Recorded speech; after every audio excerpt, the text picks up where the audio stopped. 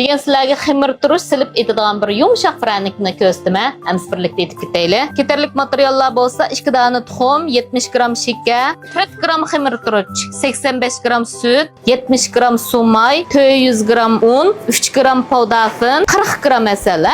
Unda bo'lsa etishni boshlab ketaylik. Oldi bilan mush materiallarning hammani bir desmizga qo'yib aralashtirib olamiz. Ximir turishni hozir silib olamiz. Powdafin bilan undan boshqa materiallarimizni silib işte bir aralashtirib olamiz. Mana işte aralashtirib olgandan keyin powdafinimizni silib olamiz. Powdafinni sep bo'lib, unni silib ham yug'irib olsak ham bo'ladi. Bu mana aytanga oddiy etish usuli. Buni mana işte materiallarni aralashtirib ham, unni silib yug'irib olsak ham bo'ladi. Bek oddiy, ammo ham shunchalik yaxshi. Xamirimizni yug'irib bo'lib, mana mishxil holatda yeyib olamiz. Mana işte qilinliq qilamiz, buni xil qilin qilamiz. Endi ortiq yağlarını kesip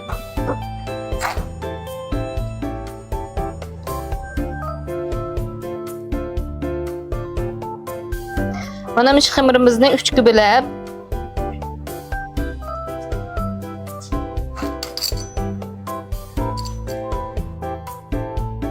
her bir xamirimizni 3 kübülep qilib olamiz. Mana işte yasab olgandan keyin tuxumning sariqini yaxshi aralashtirib ustiga berib olamiz. Mana işte tuxumning sariqini sükep bo'lgandan keyin mana shu vilklar bilan gul chiqarib olamiz buni ustiga. Endi mana shunda gul chiqarib olgandan keyin azroqdan ustiga kunjut chechib.